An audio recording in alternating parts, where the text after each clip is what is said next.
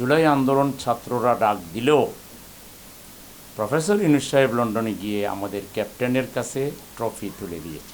আমরা চাইলে 280টাই নিতে পারতাম। বর্তমান যে বিরোধী দল তাদেরকে আমরা মেইন স্ট্রিমে আসতে দেইনি।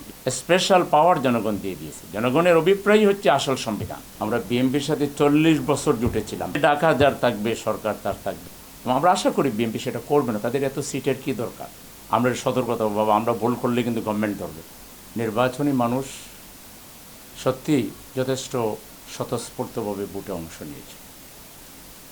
ভোট প্রদান বা বাইরে ভোটের যে পরিবেশ, এটাকে বড় মাপের কোনো ব্যত্যয় হয়েছে আমরা এটা মনে করি না।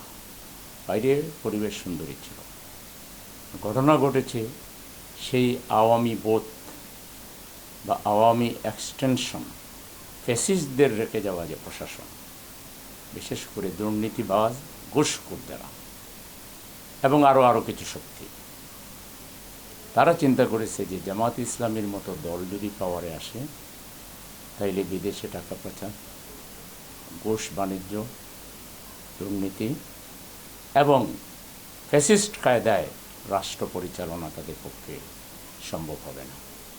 সেজন্য জাল জালিয়াতি যোগ সাজসে তারা মেকানিজম করে এই রেজাল্টগুলোকে তারা সঠিকভাবে প্রদান করেনি। একজনের রেজাল্ট আরেকজনকে দিয়ে, আরেকজনের রেজাল্ট আরেকজনকে দিয়ে সম্পূর্ণভাবে রেজাল্টকে পাল্টানোর চেষ্টা করেছে। এটার প্রমাণ কি? আমরা বললাম যে প্রমাণ দেন। এটার 1 নম্বর রাজসাক্ষী হল তৎকালীন তত্ত্বাবধায়ক সরকারের পরিবেশ উপদেষ্টা রিজওয়ানা। তিনি বলেছেন যে বর্তমান যে বিরোধী দল তাদেরকে আমরা মেইন স্ট্রিমে আসতে দেইনি। এটা সাক্ষী আপনাদের মিডিয়ায় তার কথা আছে। তাহলে প্রথম রাজসাক্ষী তিনি। দ্বিতীয় রাজসাক্ষী বর্তমান সরকারের স্থানীয় সরকারের প্রতিমন্ত্রী জনাব শাহে আলম। তিনি পার্লামেন্টে ভাষণ দিতে গিয়ে খুব জ্বালাময়ী একটা ভাষণ দিয়েছেন এবং সেই ভাষণে তিনি উল্লেখ করেছেন যে জুলাই আন্দোলন ছাত্ররা ডাক দিলেও প্রফেসর ইউনূস সাহেব লন্ডনে গিয়ে আমাদের ক্যাপ্টেনের কাছে ট্রফি তুলে দিয়েছে। তিনি আর বহু উদাহরণ দিয়েছেন, 90-এর আন্দোলন, বিভিন্ন স্বৈরাচারবিরোধী আন্দোলন, এইভাবে ওনারা বেনিফিশিয়ারি হয়েছেন, বেনিফিটেড হয়েছেন। তো ফলে এটা হলো দ্বিতীয় সাক্ষী। তৃতীয় সাক্ষী আরেকজন বড় মিনিস্টার, বিএনপি স্ট্যান্ডিং কমিটির সদস্য। তিনি বলেছেন যে আমরা চাইলে 280টাই নিতে পারতাম, কিন্তু আমরা সব নেইনি। এবং তাদের বেশ কিছু এমপি টকশোতে, আমার সাথে একজন টকশোতে ছিলেন, তিনি স্বীকার করেছেন যেটা একটা ম্যানেজড নির্বাচন ছিল। তাইলে সরকারের মন্ত্রী, এমপি এবং সাবেক সরকারের উপদেষ্টাদের কথাবার্তা সব মিলে কি দাঁড়ালো? আর প্র্যাকটিক্যালি তো আমরা দেখেছি কীভাবে ভোটের রেজাল্টকে পাইকারি ধরে হরিলুট করার, অশুভ শক্তি যেন কোনো সুযোগ নিয়ে দেশে অগণতান্ত্রিক কোনো পরিবেশ ক্রিয়েট করতে না পারে। সেজন্য আমরা রেজাল্ট মেনে নিয়ে আমরা কিন্তু রেজাল্ট প্রত্যাখ্যান করে নিই। কিছু কিছু জায়গায় আমরা আদালতের আশ্রয় নিয়েছি, কিন্তু টোটাল রেজাল্ট আমরা কিন্তু প্রত্যাখ্যান করে নিই।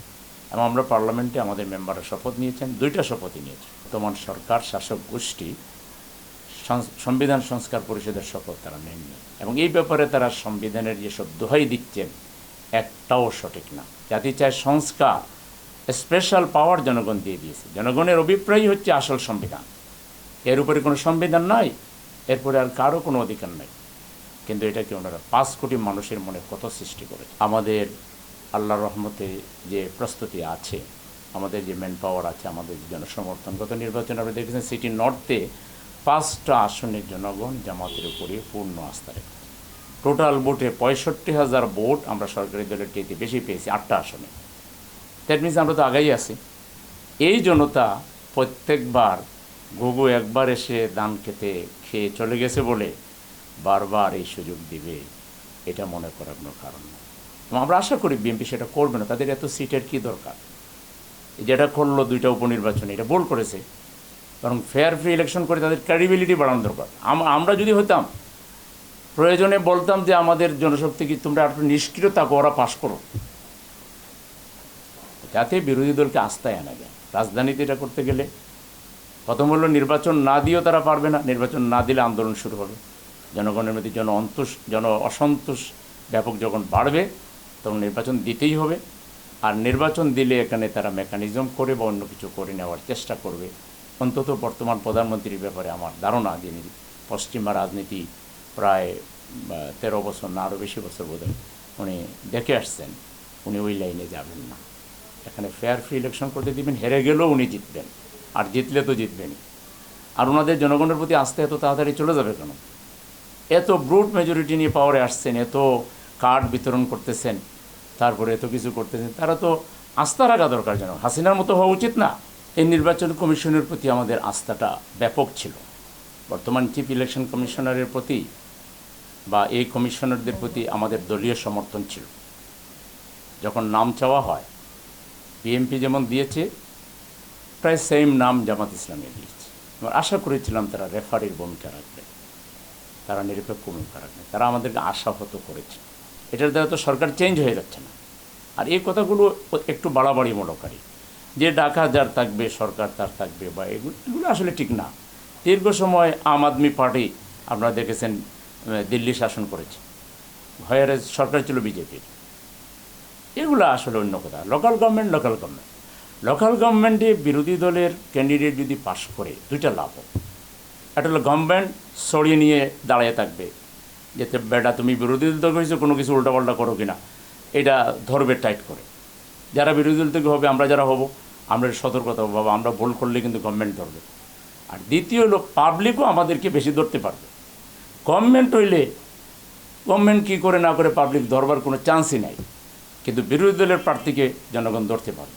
আমাদের স্থানীয় নির্বাচনের স্ট্র্যাটেজিটা অনেকটা পার্মানেন্টারি। আমরা বিএনপির সাথে 40 বছর জুটেছিলাম প্রায়। এই 40 বছরে স্থানীয় নির্বাচন নিয়ে আমরা কোনো জোট করি নাই। আর স্থানীয় নির্বাচনে বিএনপিরই প্রার্থী থাকবে 5 জন, জামাত লাইক মাইন্ডেড।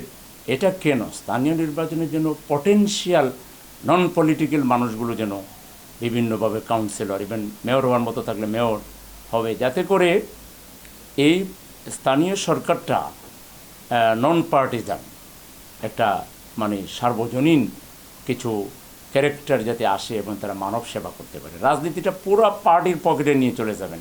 সাধারণ মানুষগুলো যারা সমাজের জন্য করে, তাদের কি কোনো অধিকার নাই?